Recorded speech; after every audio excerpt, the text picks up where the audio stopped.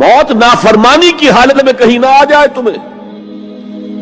کوئی ضمانت تمہارے پاس نہیں ہے کہ تم کسی گناہ کا ارتکاب کر بھی چکو گے، پھر تمہیں توبہ کا وقت بھی مل جائے گا، پھر موت آئے گی، اس سے پہلے موت نہیں آ سکتی. کیا معلوم عین اس گناہ کے ارتکاب کے دوران موت آ جائے. وہ موت کیسی ہوگی؟ شاید آپ کے علم میں ہو، لکھنؤ کے ایک بہت بڑے شاعر تھے اور ان کی موت بہت ہی مکروہ حالات میں واقع.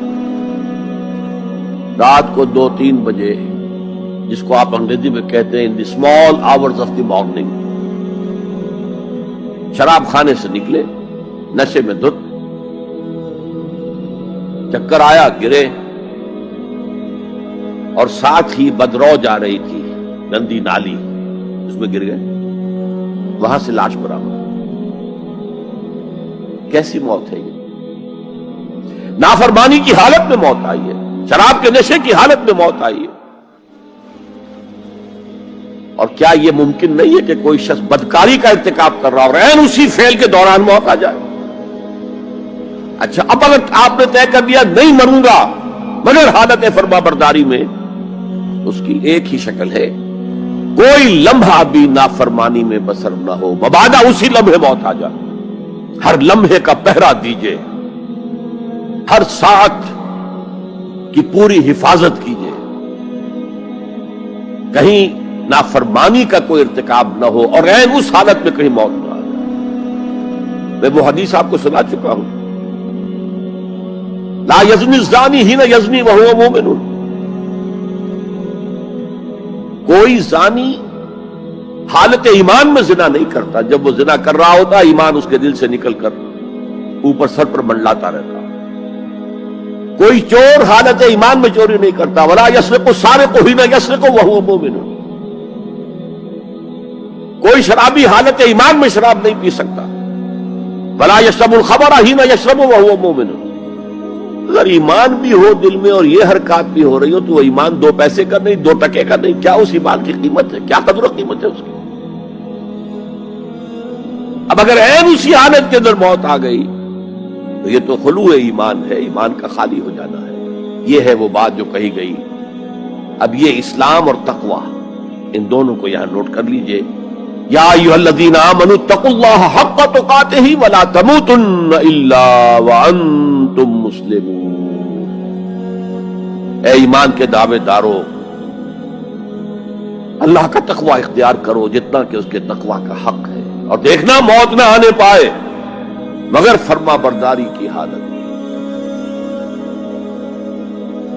اب یہ اینٹیں اگر پختہ ہو گئی ہیں، ہم نے جہاد کے مختلف مراحل ان پر غور کیا تھا. پہلا مرحلہ کیا تھا؟ نفس امارہ کے خلاف جہاد، شیطان اور اس کی ذریت سلبی و مانوی کے خلاف جہاد، بگڑے ہوئے معاشرے کے جو پریشرز ہیں ان کے خلاف جہاد.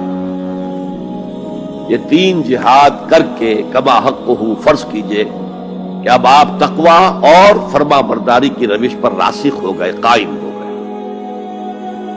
اب اگلا قدم کیا ہے؟ اب ان اینٹوں سے فصیل بنانی ہے.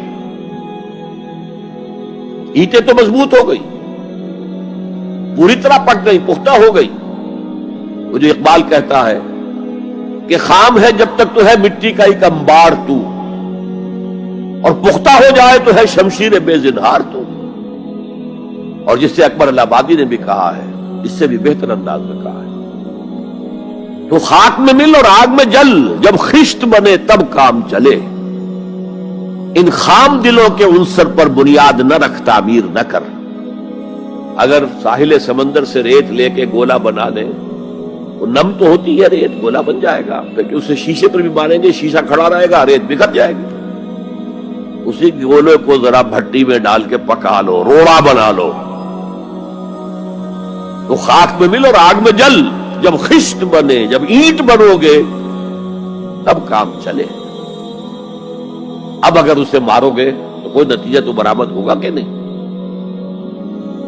تو یہ پختہ افراد کی شخصیت کو پختہ کرنا.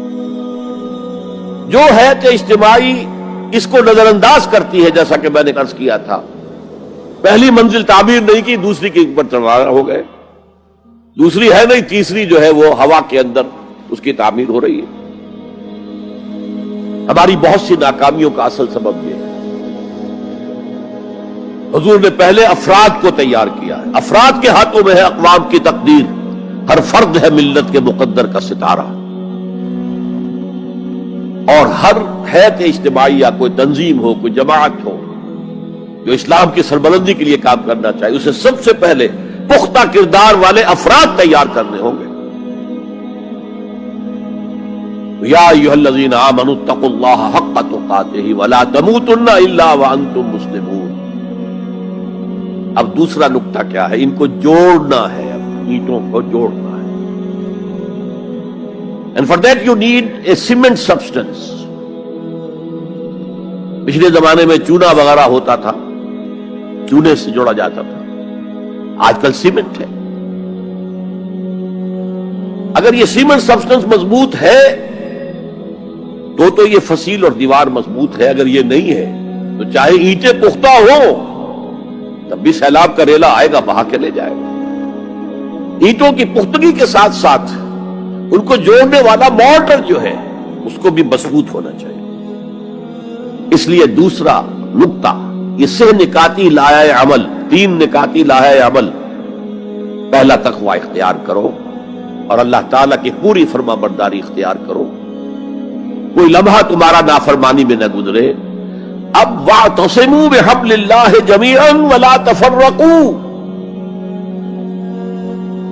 چمٹ جاؤ اللہ کی رسی کے ساتھ مل جل کر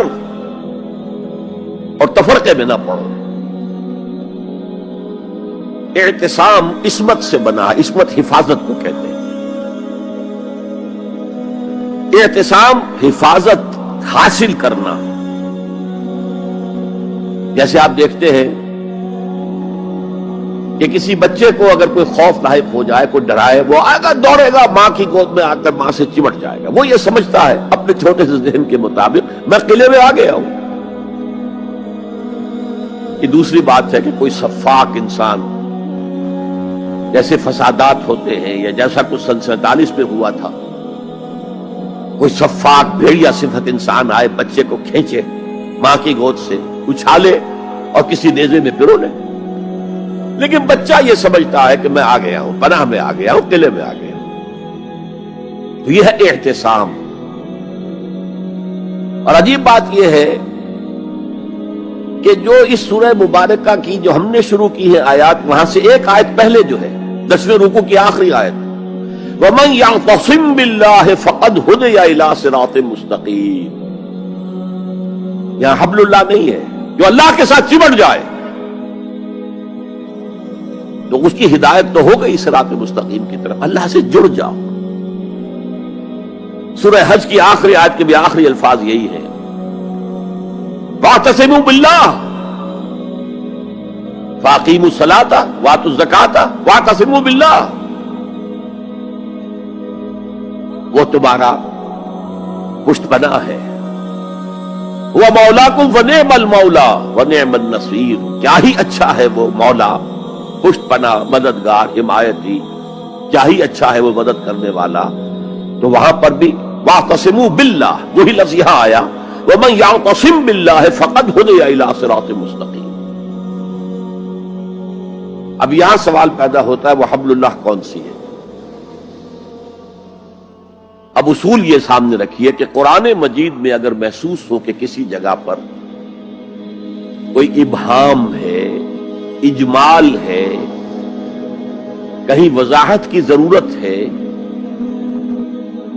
تو یہ حق ہی نہیں فرض ہے محمد الرسول اللہ صلی اللہ علیہ وسلم کا کہ اس کو بیان کریں، واضح کریں، تبیین کریں۔ انزلنا الیک الذکر لتبین للناس ما نزل الیہم۔ اے نبی، ہم نے آپ کی طرف یہ ذکر اس لیے نازل کیا ہے کہ آپ لوگوں کے لیے واضح کریں وہ شے جو ان کے لیے نازل کی گئی، ان کی طرف بھیجی گئی۔ آج ایک عظیم ترین فتنہ ہمارے ہاں جو ہے وہ انکار حدیث کا ہے۔ وہ گویا کہ حضور کو یہ حق ہی دینے کو تیار نہیں۔ کہ قرآن مجید کی آیات کی توضیح کریں، تبیین کریں، جہاں کہیں کوئی سوال پیدا ہو اس کا جواب دیں. لیکن یہ جان لیجئے یہ حضور کا صرف حق نہیں، فرض. مجھے ایک بڑا تلخ تجربہ ہوا تھا لاہور میں 1973 میں، وہ جو عالمی کانفرنس ہوئی تھی لاہور میں، دنیا کے تمام مسلمان ملکوں کے سربراہ وہاں جمع تھے. تو اس زمانے میں اس آیت کا بڑا چرچا تھا، اخبارات میں بھی بڑے بڑے اشتہار شائع ہو رہے لوگوں کی طرف سے، وَاعْتَصِمُوا بِحَبْلِ اللَّهِ جَمِيعًا وَلَا تَفَرَّقُوا. رکشاؤں کے پیچھے بھی بینر لگے ہوئے ہیں، ٹیکسیوں کے پیچھے بینر لگے ہوئے ہیں، وَاعْتَصِمُوا بِحَبْلِ اللَّهِ جَمِيعًا، بینر آویزاں ہیں سڑکوں پر جا بجا. لیکن میں ایک پریس میں گیا کہ جہاں میری ایک کتاب چھپ رہی تھی اور تاخیر ہو رہی تھی، تو میں ذرا ان سے کہنے گیا جلدی کرو. وہاں ایک صاحب آئے ہوئے تھے اور بدقسمتی سے آزاد کشمیر، جو ہمارے ہاں آزاد کشمیر کہلاتا ہے، آپ کے ہاں وہ مقبوضہ کشمیر کہلائے گا، اس کے وہ محکمہ جو انفارمیشن ڈپارٹمنٹ کے سیکرٹری تھے، اہم تھے. ان کا یہ کیا رہا؟ یہ لا یعنی کلام ہے، بے معنی کلام ہے. فَاعْتَصِمُوا بِحَبْلِ اللَّهِ، کہاں ہے وہ رسی؟ کس کو رسی؟ کون سی رسی کو پکڑوں؟ بہت صدمہ ہوا، لیکن کیا کیا جائے؟ اصل میں کمیونسٹ ذہن کے تھے. اب اس لیے وہ اللہ کے رسول نے واضح کیا ہے کہ حبل اللہ کون سا. میں وہ حدیث آپ کو سنا چکا ہوں، حضرت علی رضی اللہ تعالی عنہ سے جو مروی ہے، نبی اکرم صلی اللہ علیہ وسلم، ترمذی شریف اور دارمی یا بیہقی میں موجود ہے. تو اس میں یہ الفاظ میں هو حبل اللہ المتین وهو الذکر الحکیم وهو الصراط المستقیم. حضرت علی فرماتے یہ ہے کہ میں نے سنا حضور نے ارشاد فرمایا ان قریب ایک بہت بڑا فتنہ رونما ہوگا، انہا ستکون فتنۃ. میں نے سوال کیا مل مخرج منہا یا رسول اللہ، اے اللہ کے رسول فرمائیے اس سے نکلنے کا راستہ کون سا ہوگا، مخرج کون سا ہوگا، ایگزٹ کون سا ہوگا. یا آپ کے ہالز میں جہاں ایگزٹ لکھا ہوا ہوتا ہے سرخ سی بتیوں کے ساتھ، عرب ممالک میں مخرج لکھتے ہیں اس کو، نکلنے کی جگہ، بھاگنے کی جگہ. اگر کہیں دھواں بڑھ جائے، کہیں آگ لگ جائے تو بھاگو ان روشنیوں کی طرف، ان دروازوں کی طرف، وہ کھل جائیں گے.